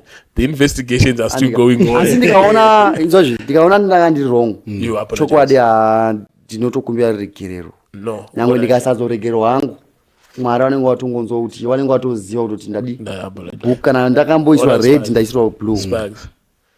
This is a real nigga. This one. In a sense, and that's why I say hypocrisy. Kana usati wadi chokwadi chakwadi usanje kana usati wanyazopora usanje bizvi watokapora sorry Nyati varamba kuapologize because havasati chokwadi in my investigation achiri kuita achiri kuenda kuti zive kuti zvinhu zvakambonyatsoitika Pepe kuti zvakayatsofamba sei zvinova zvinhu zviri right but makazombotaurawo here after wabva Pepe munodawo here kuzombokurukurawo kana kuti mungoti zvakaitika but still we are brothers. By interview in Sparks we are going to discipline you. Was bad. Ndingangoti hatina kumbozobobvira tambotaura yedu kusvika zuva ranhasi asi nikonde ndaundotoona I really support them. Handizongokomenti chete. Asi ndoona. Names nga comment. Comment haina basa yeye. Chiku review ndokuti wasupporta munhu. But you know muka commenta zvinoita kuti macomedian ninge ku Cape Town Zimbabwe mitenge muri United and tinachemutarisani system yembokomenta papost redu kana rine 100 likes anditi munowana ne2000 utowedzera saka Macomedian ngosiyo like kana I think ndakamboita hangu pato netime. Ndakangoti happy birthday. Ndakati chizvia. Pane imwe post yandakaisa ndakati chiko. Ndatokangana. baba makati congratulations chiyanda meno chi ndakati congratulations. chaitika aisi 2 million Ndatokangano maybe 2 million. alright but inini mubvunzo wangu chaiwo ndokuti zvoni munoda here muri willing here imi misamudhara because imi ndimakamirira Nyati family ndimi baba eta tina mama naso akagarapo etinoti tichazonzwa baba munoda here kuti mudzokere magood books anga muri kudhara yekuti munocommunicate nataiti munotaura mukoma ndiumbodayo apa mukupaita seiwo apa tingaite sei kuti tirambe tichipisa because muriwana musemindase like ini nazigu tombogara patombo tichamwarika toita sei shamwari anokona zvezvikuita zvinhu izvi sipatogara pasi tinomataita se taita something ndinoda ini pache zvangu ndinoda ndisingataura kuti Manyati kana kuti hani inini personally ndiri panapa ndinoda because handifarire kugara ndichinzi ndakawengana nanengi and sometimes unogona kuti ndakawengana naye tisina nombowengana manje wando wanozoita kuti paite confusion kakusada kungowirirana nekutaudzana because maybe ningi anenge akunyara kuti ndikazoona ningi wana uchazoti chii but muri hambo here enough zvokuti munogona kungofona muchiti taiti ndeipi ndinyati ndangofona ndinzwa kuti muri sei sikuti mumenda napindura mubvunzo no handa kuiswa but ngona chi zvinhu zvinonyanya ndinakidza kuona mabhazi achiwirirana kudarika kuti vasingawirirane saka chimene ndichikubvunzayo semubvunzo ka because munozoti Sparks akaiswa mari mumasocks munoda here kuti ati munoda here muri hambo here enough asi makazvinimipisa here zvokuti kwanisa kufona the bigger men ndozvada kuita kuti pane payo pekuti marovana vana mumhuri mukoma unozongonze aiyo ndiwe mukoma chingoti sorry kana ndiwe mukoma chingoti sorry kana kuti nongona ngonzi ndiwe munin'ina chingoti sorry kuna mukoma alright handina damutsingo nazvo unokwanisa tofona kuti nhasi ndangofona ndangoti ndingonzwa because vanhu vanotadza kuwirirana taimboona kuti anzi mupesi wegreat hope moboys anga asingawirirane nataiti but sometimes Windi President amboimba kuti ndikila chi Windi President amboimba kila chi amboimba kuti ida nokuda asingakude ngosiyana naye handi kuti unenge wamboinga kana sei ukona chi saka ini ndoda kuedza kuti if they love us we love them if they don't love us we don't love them not with we don't love them. What is good with Chris is good for Uganda? If they love us, we love them. Kana vasingatidewo we love them. Inangu from maona ndakaita taiti ndaona ngetaiti is now mature than before. If you check in the vet komaonera uri kuona Nyati anati bo bozi ndaita kuti vari willing kuti wafonera chi mukuru Sparks Nyati is a very honest and straightforward man. Exactly. And if they like tight. No, you also tight. We are not discussing tight. We are discussing Nyati. And Nyati, if they love us, we love them. If they don't love us, they do. Amen. No first thing. Chandro kubata pana Nyati. Secondly, nyaya irikunzi Nyati vanovengera tight. Inyaya yekuti pane nhau dzecorporate dzinofanira dzikaita sei dzakaitika. Exactly. But Nyati vari kuti iwo no vanhu vanonditi ini ndakapomera chi taiti but anomupomera ini ndakangochema kuti ndozvaitika chi kwandiri. Based on that anditi tiri kuda kupanikidza Nyati kuti vaapologize kuti makapomera chi taiti but iwo aroti handina kuti ase handina kupomera but inini kuti ndi apologize unge ndapedza investigation yangu ikuona chii chakanyatsoitika chii bye so ava vasoda fake apology ro dzinoirema roti vanozonyembedzera kuti taiti vamuudza kuti if you love me I will love you if you don't love me I will still love you. Very very clear. Zviri clear but ukuona chii anoona kuti anaro havana mboti sigori kunyeba. I know it's okay it's fine but ndoona hangu zvoni kuti wakanzi vanowirirana andikuona zvinogona futi kuti vave nemastrategies avanogona kuita iwe majeka apa uri kuda kuti vawirirane iadvice yauriita sei yauri kuvapa exactly tichazokumbira advice izvizvi ndizvo zvavari kuda. Alright, aiwa no problem ngatibve ipapo tida kuenda pamuchato. Pane pamwe pawakata pawangaoda kutaura wangaoda kuti pawazonzi ndaidi kuzosecumatization vanga vachitaura kuti namandarimemba hanzi zvekuita koikoi pamaskrini zvaizviya zvitadzo kuna mwari zvakatoberesa peji rangu futi this time awazopomera munhu vari kuti ndaitadzira mwari saka chimudzi patari zvitafanira kunzwisa chii chakaita kuti peji riende uyezve peji rakadzoka sei kusvika kuti peji rakadzoka sei ndanda like zvakaitika kupeji kuti riende taka-repeata ma-violations taka-repeata chi yusi unoziva kuti peji redu izvo harina engagement rakatokatwa engagement but nenyaya yekuti tine mavanonzi ma-organic followers vanototi tichida zvimoyo zvinatural ndosaka muchiona lese tikaposta chinhu unototi one engagement but haritori we are fighting for it manje zviri kutoitazvo ndazozviona manje tachanyatsodzoka kana ti papace chapchap rimukala ipi izvi rimukala yellow yellow nokuda gore but samaviolation enyu makazorangariyei ma-violations edu unozati sometimes inombopotsa muchina unombopotsa but uchizogadzirisa nepamwe pacho pekuti saka zvechiwerengerwa hazvibvi palist saka isusu ma-violations edu nde like bullying and harassment bullying and harassment andikuona pane paningazobhula manyati here azviti andika kana kuharasa mainyata ini yakazoitisa peji nditoseka because peji yakadzoka ndinaro yakaitisa peji yakaitisa peji yanga yakanyanya manje hayo handize muchina automatically ban the page zvakatoitika yakaitisa peji ponengo musikana mukadzi so murungu so andimunoza kuti unogona kutotraina nezvemaskills zvacho kubatanidza zvacho saka ndakangomutora musikana pachidhoo chekitchen amene aikweshera so achifamba so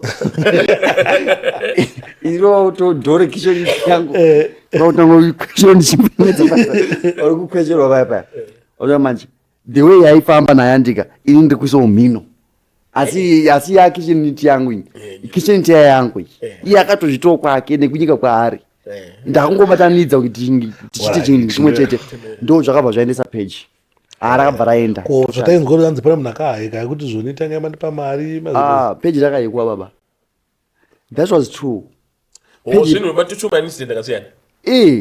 peji was hacked zveshuwa netimu repapretoria zvinhu zvakaitika ndezvekuti raenda peji wakati toda kushandisa advantage yekuti peji raenda because isusu takaenda nemasim card ese kuzimbabwe because nozati ukaenda nemazimbabwe anodzima sa sim swap iri easy because anenge asiri active saka ndo zvakadii ndo zvakanoitika paya saka vakomana vakabva vatotora nhamba zveshuwa vakabva vatora access vakatora access yepeji but manje zvinoitika zuka manyire kuti kana ati peji harisi kumbopindwa pari zvinoka hapana kana heka rinopinda papeji papo because inenge rakablokwa saka wakomana wakatoita access yekupinda mupeji but wakasvika vachikanzi riri patemporal ban ndo zvakavatadzisa kuti wachinje masettings zvese asi ranga ratoenda saka isu patakaenda South Africa takabva tanosvika tobva tanoita swim swipe futi yesim card takabva radzoka ivo havanazotora simba because vakatozama vakomana wakazvikoniwa kuridzosa ndikangoti isusu kudzoka kwarakatoita apa was not easy kuti ingonzi radzoka pane the guy anonzi Stuart nyama yaro ndo the guy akandibatsira ndikangoti ndiye the guy akakonekta namanager tobva tatanga kushandira page kuti ridzoke pakadiwa mapassport ichi pakadiwa zvinhu zvakawanda ende zvakaita time kuti ridzoke zvakaita 3 months tongoshandira page ari kudzoka mawana akaipa anoziva zvimwe zvinhu zvaitivhunza sosha haungamubvunzi kuti munhu anoti pechiridzoke andipe nhamba yakati enda pakati unoisa nhamba yakati kunoona wakadzidza nezvazvo zvakangondishamisa kuti ndakatodzidza something unoziva kuti zvikazoitika sometimes zvikazoitika next time I can manage my own because taishare screen ita so munhu anodzidzisa kuti munhu anodzidzisa haasi munhu ane utsinye kuti angati ndoda kuziya ndega information anangokudzidzisa waribata watadza kubata ndezvako asi iye anenge atokudzidzisa saka ndo zvakaitika saka iye akazongoti foni yababa rimwe zuva takatovarayirwa zvina manyati tiri kutogadzira vhidhiyo rekunew page kuya mama tomova on aizva tatomova on tatoti haizvagilbert nyamanindi akuchina takutongomova on iri maybe nogona kuvhurwa monetization anytime ende ranga rine engagement yakaipa page iyo aikotera manyati the nyati family because content yataka kuzoitawo ipapapo ndotoziva iyo is obvious inofamba but ine labor right so like ainzi maroutines content yavanga wakuita inenge kutsamwa like akaita like maroutines anowanzoitwa netimu repaamerica ekuti daily life yako kuti ndamuka but baba editing inenge yakaiswa ipapo inenge iri ma1 unoziva kuti munhu akandiinspire every video rake raanoposta haatadzi kuricha 100 million not Mr Beast haiti maroutines uyeyo not Mr Beast haiti zvemaroutines andika haiti zvemaroutines but anopisa but Mr Beast anotopisa kupfuura munhu iyeye uye anonzi Ashton Hao like ndiye munhu akandi-inspire that type of content ende ini ini zvekuedita ndagara ndotozvigona saka takabva tatanga kuita that type of content tichizvaramira life yedu damanyati zvekuti takangonoza kuti takasvika panguva yekuti unyatsofila kuti vanhu vari kufara uchiona 10 minutes otoona ndatoma 9,000 k wotoona kuti pa1 day ndatopinda 1 million akatedzana achingopinda 1 million iro peji rero handichatoroni utakaendepi handisisina peji rero tonoziva handisikuona handisi kuriziva like ndakasendwa imwe email yekuti hanzi ita peji rero handichatoroni handisisipo papeji rere nyati pamarutini penyu ari kuchini andogara ndatobvunzwa vanhu ndakaona marutini akanyanyotangwa ari mavlog vanhu vachienda out tinyaitwa navasikana vakaenda picnic vakadiyani pane mubvunzo wangu ndeapa pane handi rutini mukutaura mararamira mune muchiita pamunomuka pepe munotanga maseta kamera musati mamuka here kana kuti munomuka moseta kamera morara then momuka kana kuti munoti pamunorara mogara maiseta kana pamunozomuka kana muti ngatichimboite takumborara panapa pane setup iri panapa taita sei at first anditi tasvika anditi patanga pasitwa makamera kwakuzoya panapa kuzotanga kutaura ndizvo zvinongoitwa unongoseta kamera yako andika anenge atori makiseni sometimes anenge achitombori makiseni anenge atorana masikati like is acting is a content creation zvinotonakidza andika ndikuudza zvinoita vamwe vanhu because makanzoti achitoona ainzi 3 am anenge achipinda muswimming pool inenge iri 3 am here is just a content creation avaona 3 am yakapinda muswimming pool anenge achijamba kana na 300 anozorwera mvura na 10 past 3 sikanda 10 minutes ari muchi achida kadai akuita content iyo zvigonero discourage ai yakanyanya manje mukaita mutanga mubva mutanga kutorema oyo anenge takakurema mubva mutanga kutorema saka taingoseta kamera yedu toseta lighting yedu andika totanga toita content yedu toenda pandikini pakitchen pedu totoseta kamera direction yekuti maplate aone konyi kudidii kwautonyika musoro wangu maeyes kwautobuditsa kwambonyepeka kufema kuti ndobodi ndombokandura tauro ndomboti thank you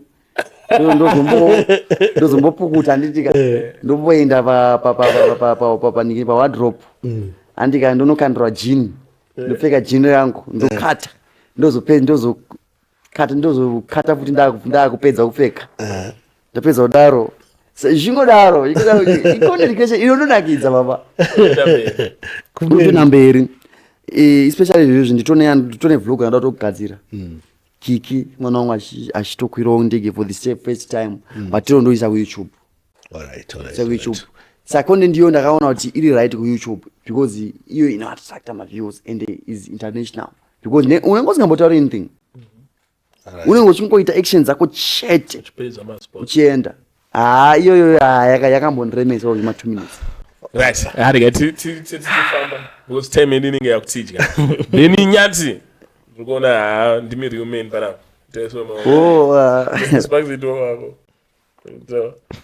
this one white wedding in front of the major streets tell us about muchato. Was that a dream come true kuti changa chiri chishuwo chenyu here bozi izvo zvafanana muchato kari chati chishuwo chamanager like was our wish right anditika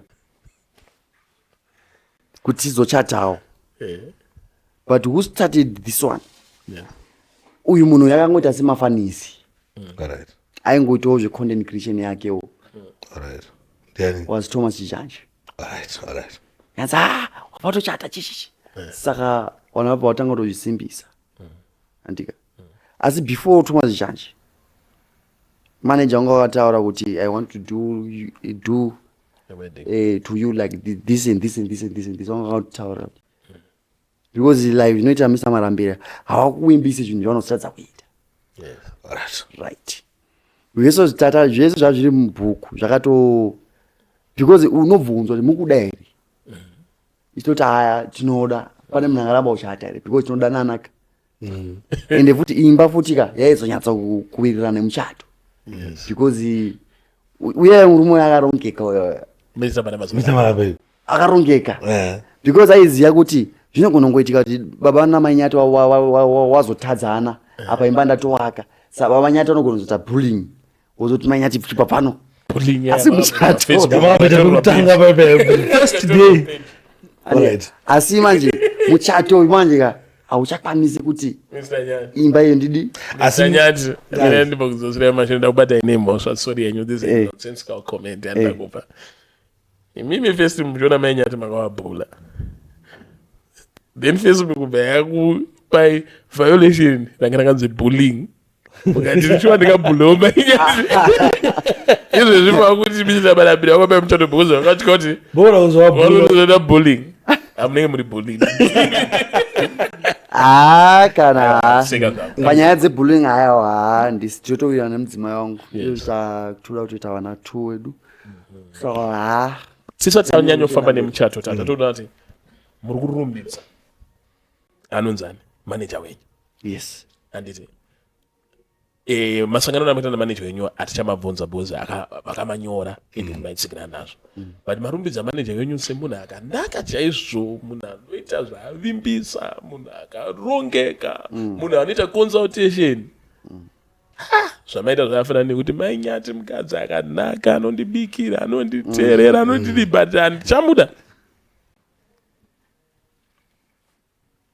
kuti chisiku ngatozvinzwa nyati ini nditonzwisiswa handiripo iri uri kuti chiyo marumbidza manager wenyu mukati angari munhu akanaka anoconsulta anenge akuvimbisa manager ndo zvaanoita ndikati zvakafanana kuti mainyati mukadzi akanaka mukadzi anoteerera mukadzi wandabva naye kure haangosimudze voice asina kundibvunza asi handichamuda ndozvamakaita manager wenyu mukuvarumbidza then mongomuka masiyana namanager achawada because I think tambona hapana zvakaitika titese namanager we were together it's a press conference no wana zvakaitika pananga ukambonza mushashani mese takambonzwa unyere kupe then manager bva kuti ndaakuuya saadvisor vanokona post yamanambire exactly kuadvisor iwo ndo umanager iwo watototaura the manager vakasiya maduties avo samanager. This is public knowledge akapostwa papeji pamanager.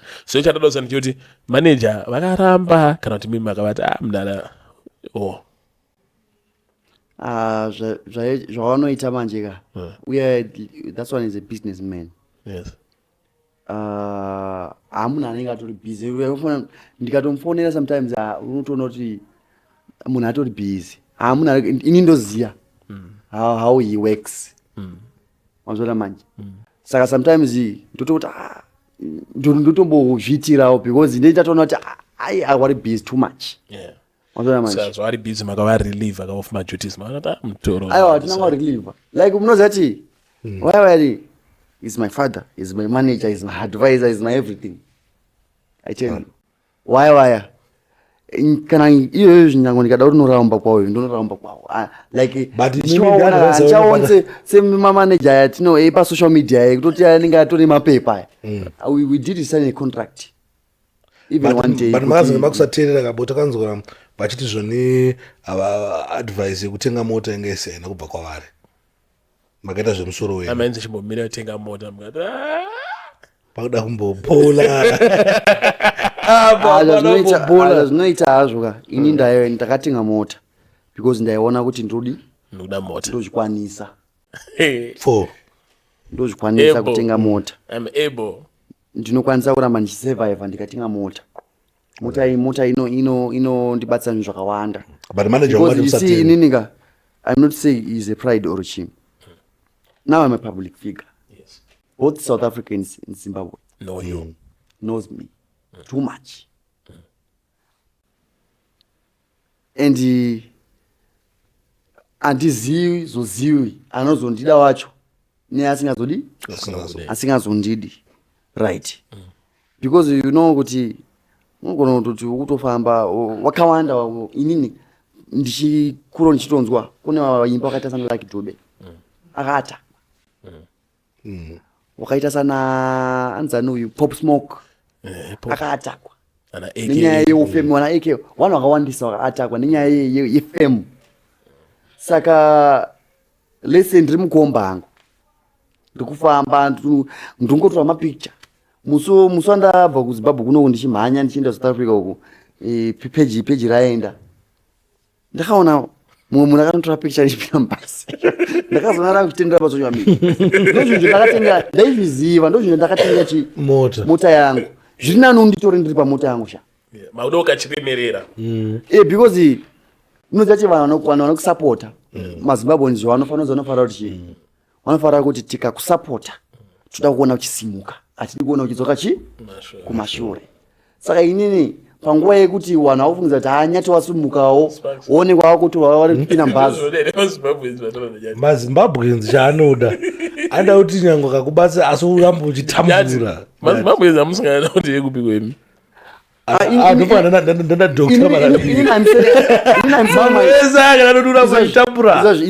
inini ndikutarazve about my followers because inini chinjandanyatsodzwisisa ndakanzwa comment section. Inini I create my content according to a comment section. Ndatoona tora comment section kuti zvakati ndoto create content yangu. Sometimes ndambuda engagement ndokona to create ndichitopinza zvidi based on statement ramataura ndomuro kubvunzai. Muchiri kumukuku neizvezvi makurola nelimited edition support yemazimbabwean kwamuri mukuiona yakamira sei? Kumashure kainge akawanda here kudarika yako izvezvi kana kuti izvezvi yawandisa kudarika pamamuri kumukuku? Izvezvi yawandisisa kudarika mukuku. Izvezvi yatowandisa too much. Zvazvinoita hazvo ndezvekuti vanhu tinongotukana iri pamafona but support chaichaiva inenge iripo because I'm now a big brand baba. Saka support inenge iripo. Alright. Ko chii chakazoita kuti muzoti hasha paipezvo kusvika pakuti makazoti haini ndobata 25,000 especially mabva pamuchato wekuti vanhu vakakusapota isingaite I think wambotanga wambopindura mubvunzo wekuti muchato uyawe ndimakauite here kana wakaitwa nevanhu muri pakutsanangura ipapo masvika kuti chii chakaitika padress kuti dress izobviswe? Muchato uyawe takabatsirana nevanhu handi rika ndimbosiye kuti takabatsirana. Muchato uyawe inini ndakabvisa mari, my manager wakabvisa mari, ndo munhu akandibatsira muchato. Vamwe vaya takabatsirana. Unyatsobatsirana ipa yatsonzwisike ibve yapere munyatsonzwisisa here asi manyatsonzwisisa here kuti imi makabudisa mari. Ndati ini ndakabvisa mari, my manager akabvisa mari, andika nevamwe vese vamwe takabatsirana. Saka ndoda kuedza kuti kubatsirana kwatakaita nditika inzira dzakasiyana dzekubhadharana.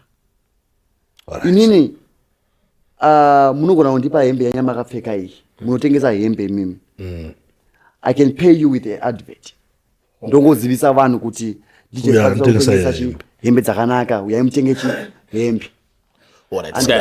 Kana kuti ndoti DJ Sparks ndipe mari handisuda kuadvertisera kana imini like toti inini kati toti inini ndokupai mari ndizvo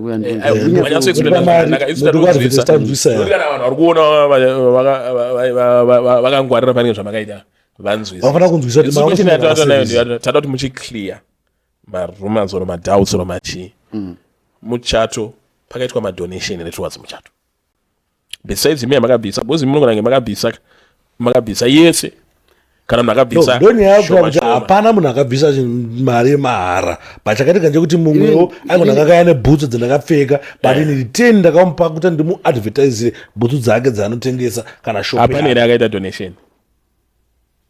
donation yekuti anongondipa then ndorega muadvertisira kana kuti mupa mari. Hapana munhu akangouya for free. Ona problem inoitika futi ndeyekuti chii ndeyekuti munhu asina kudonata andika ndiani kunhu angachitotaura kuti takadonata unoziziva pasocial media ipo baipa. So vanhu vari kuzviwana ipiko zvekufamba vachiti nyati takavaitira muchato. Ko chii chakaitika padress chii chakaitika padress kuti dress rizobviswe palive ndaiona live ndandisi kwangu handakuinvitwa muna kundiinvite but ndakaona live ndandiripo the whole day ndakaona zona dress rakubviswa. Chii chakaitika baipa? Dress tikachiko nyaya yedress ndeyekuti manyato akange wava kunetswa nevanhu too much ende nguva dzadzaenda munhu angakuti kundiremera dress racho. Alright. Antika munhu aneta aswi akamira pamuchato musi wakamira akazuva rese saka anga akuda kuenda kumota then achida kuenda kumota vanhu varamba vachiti mapictures ndika apa iye arikufila sekuti atoneta mazona manje ndo ava pavakangomutora handei saka live yakangobudawo zvemistake zvaizvo zvekuti taitotora mulive zvemistake ipapo tingati taisafanira kutotora live but live manje tatiri on live because live yanga iri scheduled kuti inofanira kutotanga muchato tanga uchipera saka iwo wakazongoitwa mistake yekuzongouyochi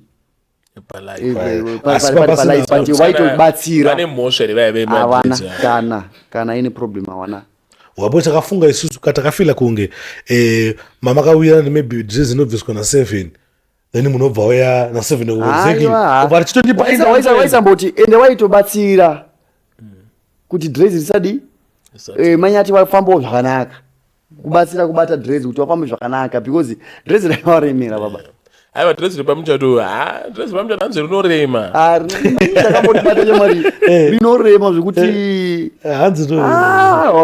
wakashinga unozopedza muchato wako wakutoti aidai wachipera iwo muchato wenyu handiti on now a positive note, how did you feel mwenga wakapfekedzwa jira jena imimi muchiuya makaroka sutu kenyu nyika yese yakakuunganirai ichiona muchato wenyu mama V ana mamuma different actors in this field. How did you feel? Ndinongofilawo kufara and wanyatsochitarisisa wani wao like we are closely tirima especially mama V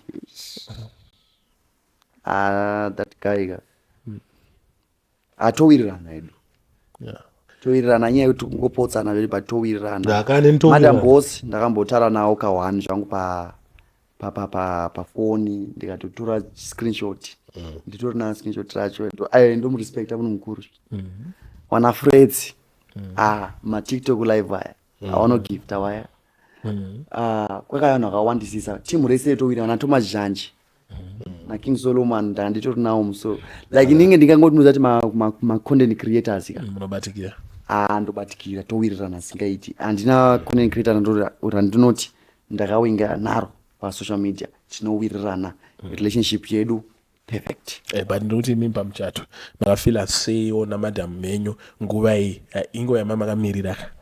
How did you feel? Inini pandaka ndingati shi ainanda uchata pana zvakaita aidashaya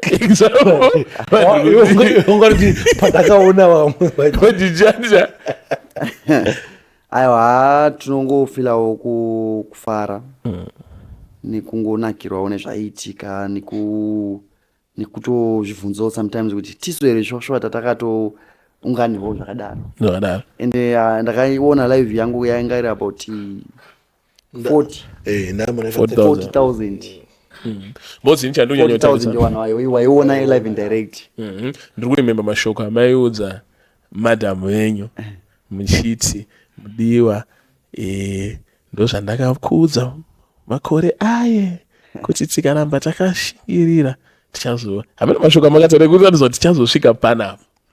Saka inini handikuda what it means to anonzani kumakomedian angaripo oro 40,000 vanhu vaiona ndikuti imimi what it means pakati penyu muri true zvakareveichi kwamuri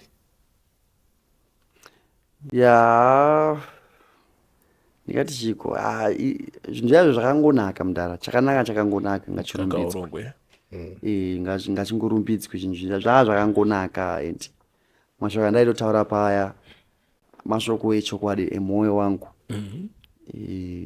even nanhasi nditongomudza hazvina kugumira pamuchato ba kana kuti papublic ayo even nanhasi personally chaiche ndotomudza kuti ayo toda kuti tisvike mberi tichembere tiende kure nelife. Madam ari kuSouth Africa izvi zvadini? Ari kuSouth Africa izvi hanzi naSparks munotora akangani pazuva? Totora kakawanda kakawandisisa handizviwerengangu because after every 5 minutes ndombofona yombofonawo ndomboti achimbofona chimboposta ndombofona ndombochimboposta network yangu yakadhakwa kuno chimboposta peji rirogara ichi upenyu uchitoenda mandinoti vamwe varume handiti toti Sparks handiti toti oramba achingonzi amadhambo masvika nekustudio ndasvika makuita interview takuita makunotenga raisi madhambo nenge makandisoma hamusviki pakuneta Uchinyatsoda munhu wako kauneti hapana chinombokunetesa.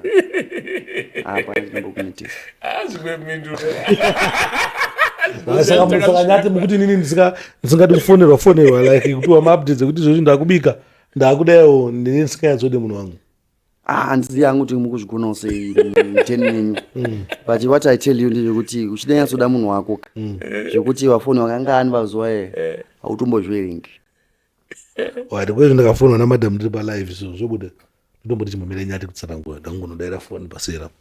Aiwa zvinonzwisisika panapa tingati muri pabasa. Saka iye anofanira kutozvinzwisisa kuti baba uri pabasa. Thank you very much.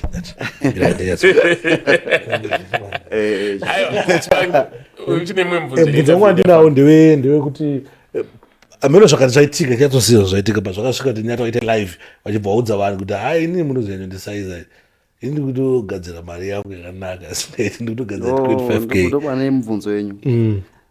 Vakadzi nashadhaya kuna munhu anotambura 25k anoitwa muchato. Ndikati chiko inini vakati inini ndichitaura inini like nyangu kuri kunzi kuwengwa ndika ndinofanira kuwengerwa chokwadi. Ini ndiri murume wewe asingagoni kuhaidha. Mafira kureva. Ini ndinotaura chokwadi. Ndinotaura chokwadi and ndiri munhu anofamba zviri straight. Content creation. Ngatipopinde pa content creation man. Content creation inobhadhara. Hapana asingazvizivi. Ngatimboti yaibhadhara. Hapana asingazvizivi. Anditika. But mabhadhara ainoita anosiyana nemashandiro aunenge waita. Nhasi ndikatengesa madomasi 10 azvire kuti mangwana chandinotengesa madomasi 10 andika ndogona kusatengerwa 5 ndogona kutengerwa 2 andika misa haifanani. Exactly. Andika ndo zvakangofanira content creation. Content creation unopiwa mari according nemashandiro aunenge kana nemagamuchiro aitwa mashandiro awaita. Inini ndinoti ichokwadi kuti ndakamboitomboihorowo mari iyoyo paFacebook yakatobuda cash. Ndopandakazonobudisa mota yangu. Yes. Mari iyoyo zvishwa yakabuda asi hazvire kuti nhasi iri kubuda. Nhasi ukatontarisa handakana kachina. Handana china. Because zvinosiyana nemashandiro andichiita. Sometimes ndomoshanda zviri low. Uchikurangarire pandakaenda kuCape Town. Ndopandambotara paya kuti unoziva kuti munhu anokwanisa kuposta ka 20 pazuva. If you post more, you can earn more. If you post less, you can earn less. Saka shanda. Andika. Saka shanda. Kushanda kwako ndo kukohwa kwako. Haungambotarisi kukohwa zimunda matani yo usina kurima zvakawandawo. Ufanira kutorima zvakawandawo kuti ukohwe zvakawandawo. Saka ndo zvakaitika pamadhezi ekuCape Town pandakaenda ndakasangana namukoma VK nababa Lokadia. Ipapa ndaigadza content baba. Ipapa I was posting 20 post. Right. But Facebook ichikunyatsobvuma chako chekudii. Asi zvichabhadhara Facebook. Ndiri kuvidhio ndakaita nezuro sha 500,000 views asi ngakutava mari yanaro nezero handina kana sendi.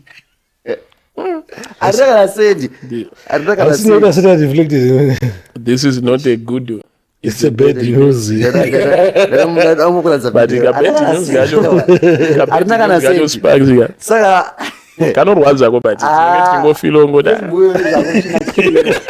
Facebook akutina chiro but isusu tinoramba tichirangarira mafans edu kuti aiwa tatojaira like tato addictive kuramba ndichiposta ende takubatsirwawo neanonzi makambani anouya waya achiti ndoda kuti saka ndonguva yekuti unyatsotoshanda ndonguva yekunyatsoshanda engagement yako ndo kutuya kwemakambani saka ndikuda kuti kushanda kwako ndo kuya kwemari kwako saka paipa tichitoshanda.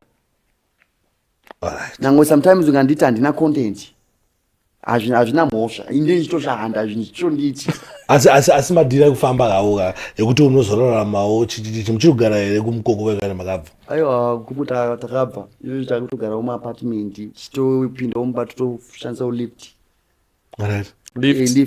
unotopinda vana security muna visitor chacho rinofanira kutotanga ratosaina mapepa kuti wakuonei toyaozochiona garaji redu rakafenzwa neelectric fence ende rine pato nemagadi ipapa machigadha mombi life is good baba hazvifanani kumukuku life is good baba then mota makunyazorowa here zvakanaka I still remember babe muchiti mota ndotorowa baba mota ndotorowa ine ndofamba ndiri mu180 aiwa cool it down fambire mu8 means ai1 mozara mune 8 ndofamba ndiri mu180 ndakatomufambira mu180 but unongonyatsotonza kuti mota yakusheka baba any silly mistake unoenda but ndiwanzozvitira ma N17 road dzedze dzakatambanuka tumadze ende handizviti daylight ndozvita manheru kusina kana mota inenge takumbirawo fambira kana mu120 kana zvanyanya kana asi wayabo 120 kana mapfurira kopamama kuti anzi asini makuda kutengesa paya sini shaka ndatofunga zvekutotengesa zvochokwadi mubatadzokera mukombera pane zvaingoitika ndo pakangotanga kudhakwa mizvangu si pandakangotenga mota paya nepandakadisclosa 25k baba mazimbabwe ndakakufuridzira but iye zvine zvangu handiri munhu angu asikanchanyarara like ingangoti special life too much handiri munhu angorarama zviti pakati plus kuti takuitawo chikuru musocial media paipaenda chine dzongoka pai but izvozvo ndakutongozviitira maskits angu ndakutongozviitira mafanizi angu nevanhu koshopu musha ikufambira tashopu yakaipa shopu yofamba shopu kutofamba izvo zvakatozara mukuita mari dzenyu not too much ndiyekubatsira kumusha saka uzonyanya kubata iyo ndiri project yandiri kuita yemabrillas ndotoisa 1000 next week 1000 brillas tichasela baba tikushanda tikushanda I think inini zvinhu zvanhu tikutaura ka zvinhu zvese zvinhu zvandataura palive panapa nditika hapana munhu asingazvizivi hapana information yandahaida alright mbudzi wangu kupedzisira ndisati awanza tikuzoti mainyati wakazvitakura ende pane post mamakaposta namusangana nayo pasocial media makaposta mainyati kamwana pasaidi ngenesi muchiti I'm disappointed zvikanganisa wedza mashandisa muchiti I'm disappointed nezvinhu zvakawanda muchiti muchatsanangura muchazoita live ya maybe ndakapotsana live yacho na5 chii chakaitika chii chikuitika zvakaitika ndezvekuti baba scan haiudze munhu chokwadi isu takatoadvisewo nemumwe munhu takapiwawo tip nemumwe munhu haendayo scan zvoidedi but takaona kuti scan zvainoita inosiyanisa madays ndiko takaenda mascan ndikonta 3 achitiudza zvinhu zvakasiyana siyana because takatanga taenda kune imwe scan ikabva yatiudza kuti musi wa6 June tobva taenda kune imwe ikataura kuti takaenda izvozvo muna June uno izvi taona kuti 6 June tikuona todarika hapana chaitika tobva taenda kune imwe scan tobva tanonzi 3 months pamberi ayegumdzidza yacho handizokutauriri kuti yakazonzi chii saka tabva tanodzoka kuti kune ya 6 June yaya yobva yanoti next week andika yobva yanoti chi next week chine chakatochaya saka ndo mafambiro zvakaita saka takangoti ngatirege kutrasa mimishini inopotsawo tongomba nechi nenguva yamwari well I think yango advice kungopoya brother. As much as life inotoda kuinzwa marotini tomada, but I think pama-updates amadhamu takukumbirawo kuti hamungopota musingatipei tozongoona mwana. Why? Because hatiziva vanhu kufarirai vasika kufarirai. Vamwe vanosimudza mhepo, vanhu vacho vari evhu kunze, vamwe vanenge vachinyepedzera vaya maiziva. Saka mangotrayawo kuti zvamadhamu tisabva tazoziva madate stereki netime stereki. Vanhu vangozoti anyati ane mukadzi wake ane nhumbu anofanira kuzozvara. Like information. Ndakato zvazvinoita manje ka nezvekutotipa pavo musitoziva ndokutaura chokwadi.